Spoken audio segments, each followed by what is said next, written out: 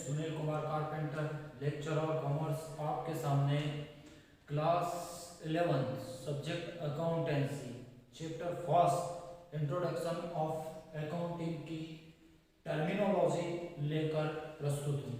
तो आज हम इस टर्मिनोलॉजी में देखेंगे रेवेन्यू। ठीक है, क्या देखेंगे इसमें? Revenue. These are the amount received, यह वह अमाउंट होती है जो हमको रिसीव होती है बाय द बिजनेस को रिसीव होती है फॉर सेलिंग गुड्स। जब हम माल को सोल्ड करते हैं, बेचते हैं, तो उससे ये अमाउंट हमको क्या होती है? रिसीव होती है। ठीक है, जब हम गुड्स को क्या करते हैं? मार्केट में सोल्ड करते हैं, मार्केट में क्या करते हैं? सोल्ड करते हैं। तो सोल्ड करने के बदले हमको जो अमाउंट रिसीव्ड होती है वो क्या कहलाती है? रेवेन्यू कहलाती है।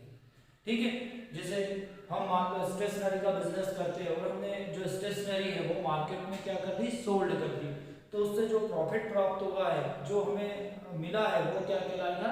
रेवेन्यू कहलाता है। क्या कहलाता है? वो रेवेन्यू कहलाता है। तो एक बार और देखते हैं इसको। These are the amount received by the business को यह अमाउंट प्राप्त होती है फॉर द सेलिंग गुड्स और सर्विस, है ना, वस्तु और सेवाओं को बेचने पर। ठीक है, this amount is received from day to day business activities. ठीक है, यह अमाउंट हमें जो डे टू डे हम बिजनेस एक्टिविटीज करते हैं, मतलब हम व्यापार करते हैं, उसमें हमको ये प्राप्त होती रहती है। प्रतिदिन हमको ये प्राप्त होती रहती है। ठीक है, जैसे like the rent received, interest received, commission received, discount received और डिविडेंड रिसीव्ड ईटीसी। ठीक है, तो जब हम गुड्स को सोल्ड करते हैं या सर्विस क्या करते हैं? प्रोवाइडेड करते हैं, तो हमको जो प्राप्त होता है, ठीक है, जो अमाउंट हमको रकम प्राप्त होती है, वो क्या कहलाती है? रेवेन्यू कहलाती है। ठीक है, ये डे बाय डे हमको क्या होती रहती है? प्राप्त होती रहती है। दिन प्रतिदिन हमको ये क्या है? प्राप्त होती रहती है। जैसे रेंट रिसीव्ड है, आपका इंटरेस्ट रिसीव्ड है, कमीशन रिसीव्ड है, डिस्काउंट रिसीव्ड है और डिविडेंड रिसीव्ड है। ठीक है, इसके बाद हम सेकंड इसका आ जाता है expenses. The cost this business incurs for using service. ठीक है, हम जस्ट एक्सपेंसेस यह वह कास्ट होती है जब हम बिजनेस के लिए क्या करते हैं? कोई सर्विस यूज करते हैं। किसी सर्विस का हम क्या करते हैं? बिजनेस यूज करते हैं, तो उसके लिए जो अमाउंट पे करते हैं, चुकाते हैं, वो क्या कहलाती है? एक्सपेंसेस कहलाती है। ठीक है, इंक्योर्स का मतलब होता है भुगतान करना। फॉर द यूजिंग सर्विस, जब हम कोई सर्विस क्या करते हैं? यूज करते हैं, और उसके लिए जो अमाउंट चुकाते हैं, वो क्या कहलाती है? एक्सपेंसेस कहलाती है। ठीक है, incur for the producing goods and service. ठीक है, हम जब इसके अलावा क्या है? हम जब जो गुड्स को प्रोडक्ट करते हैं और सर्विस जो प्रोडक्ट होती है, और उसके लिए भी क्या किया जाता है? जो भुगतान किया जाता है, वो क्या कहलाता है? एक्सपेंसेस कहलाता है। तो इसको क्या कहते हैं? सर्विस इज कॉल्ड एक्सपेंसेस, इसको एक्सपेंसेस कहते हैं। ठीक है, जब हम कोई सर्विस क्या करते हैं? यूज करते हैं, और उसके लिए जो पेमेंट करते हैं, वो भी क्या कहलाता है? एक्सपेंसेस कहलाता है। और बिजनेस के अंतर्गत हम गुड्स का प्रोडक्शन करते हैं, ठीक है, या सर्विस वगैरह प्रोडक्शन करते हैं, और उसके लिए जो कॉस्ट आती है वो कॉल्ड क्या कहलाती है? एक्सपेंसेस कहलाती है। यहाँ हम आगे देखेंगे दीज इंक्लूड्स। ठीक है, इसमें क्या क्या इंक्लूड रहती है? Includes payment made for the wages, wages के लिए जो हमने पेमेंट किया है, वो वेजेस मजदूरी, फ्रेट रेलवे भाड़ा है, कार्टेज भाड़ा है, सेल्स सैलरीज वगैरह है। ठीक है, वेजेस मजदूरी, फ्रेट रेल का भाड़ा है, कॉटेज भी भाड़ा कहलाता है, salaries expenses on selling and distribution. ठीक है, पेमेंट किसके लिए किया गया? Payment made for wages.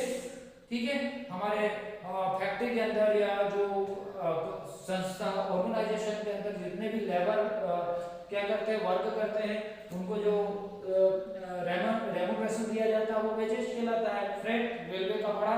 ठीक है, माल आपके बिजनेस में आया है, ठीक है, और रेल से आपने कहीं से मंगवाया है उसको, उसके लिए जो भाड़ा दिया वो फ्रेट कहलाता है। कॉटेज, ठीक है, जो आपके कॉटेज जो भाड़ा होता है, जैसे ट्रक से आपने माल मंगवाया, उसका कोई भाड़ा वगैरह दिया है, तो ये भाड़ा पे करना पड़ता है बिजनेस को। ये क्या कहलाते हैं?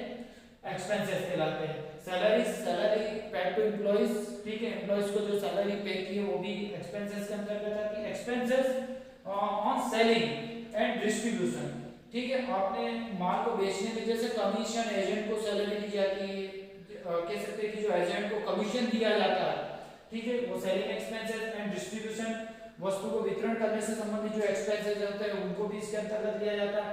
ऑफ द गुड्स, ठीक है, किसका है, selling and distribution of goods, goods का क्या करना है, सेलिंग करना और उसका डिस्ट्रीब्यूशन करना, गुड्स, रेंट, एडवर्टाइजमेंट, इंश्योरेंस, ठीक है, etc.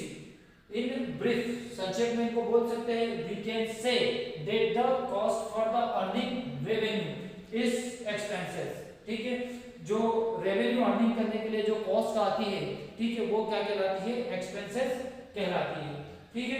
रेवेन्यू अर्निंग करने के लिए, रेवेन्यू प्राप्त करने के लिए जो कॉस्ट आती है वो क्या कहलाती है, एक्सपेंसेस कहलाती है। टर्मिनोलॉजी में देखते हैं एक्सपेंडिचर, ठीक है, expenditure is that amount, expenditure वह अमाउंट होती है, राशि होती है, which is the paid for the increasing profit earning capacity of the business, ठीक है, यह वह अमाउंट होती है, वह राशि होती है जो बिजनेस की जो प्रॉफिट अर्निंग कैपेसिटी है उसको बढ़ाने के लिए इसको खर्च किया जाता है, ठीक है, यह वह राशि होती है, रकम होती है, अमाउंट होती है, ठीक है, जिसको बिजनेस की जो अर्निंग कैपेसिटी है उसको इंक्रीज, प्रॉफिट अर्निंग कैपेसिटी है उसको इंक्रीज, उसको बढ़ाने के लिए किया जाता है, वो क्या कहलाता है, एक्सपेंडिचर कहलाता है।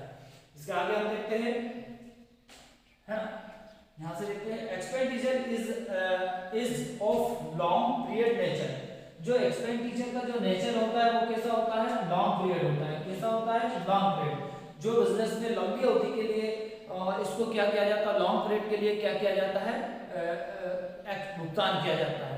जैसे purchase of furniture, purchase of plant and machineries वगैरह, जितनी भी फिक्स्ड असेट्स वगैरह होती है इनको बिजनेस में लॉन्ग टर्म के लिए क्या किया जाता है, लगाया जाता है, और ये बिजनेस की जो अर्निंग कैपेसिटी है उसको क्या करती है, इंक्रीज करती है, ठीक है।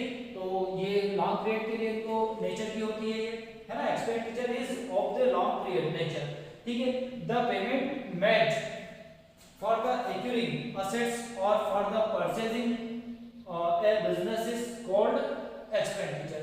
तो बिजनेस के लिए जितनी भी जो असेट्स को क्या किया जाता है, बिजनेस में जितनी भी जो असेट्स की आवश्यकता होती है, ठीक है, उनको खरीदने के लिए जो पेमेंट किया जाता है उसको क्या कहा जाता है, कॉल्ड एक्सपेंडिचर के नाम से उसको जाना जाता है, क्या कहा जाता है, उनको कॉल्ड एक्सपेंडिचर कहा जाता है। तो बिजनेस में जितनी भी असेट्स की आवश्यकता पड़ती है, ठीक है, और उनको खरीदा जाता है तो उसको क्या कहा जाता है, उनको एक्सपेंडिचर कहा जाता है, मतलब परचेज जो असेट्स है उनको खरीदने के लिए आपने जो पेमेंट किया है वो क्या कहलाएगा, एक्सपेंडिचर कहलाएगा, ठीक है। इसके आगे हम सेकंड देखते हैं, इसमें इनकम, है ना, that amount which is increase the capital of the business is called income, ठीक है, मतलब यह वो अमाउंट होती है जो बिजनेस की कैपिटल को क्या करती है, इंक्रीज करती है, वही क्या कहलाती है, इनकम कहलाती है।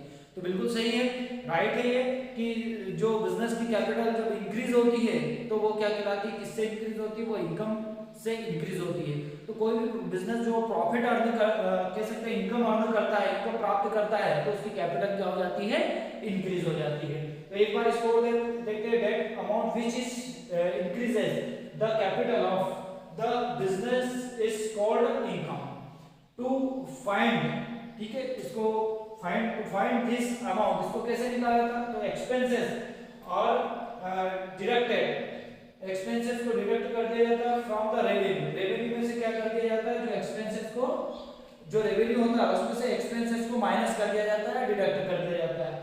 The balance amount is income, the balance amount is income, ठीक है, जो बैलेंस बचता है वो क्या कहलाता है, इनकम कहलाता है। तो यहाँ नीचे एक देख रहे हो फार्मूला, इनकम बराबर रेवेन्यू माइनस एक्सपेंसेस, मतलब रेवेन्यू में से एक्सपेंसेस माइनस कर देते तो क्या आ जाता है, इनकम आ जाता है, ठीक है। फिर नेक्स्ट वीडियो में और कोई टर्मिनोलॉजी आपके सामने लेकर प्रस्तुत होगा। धन्यवाद।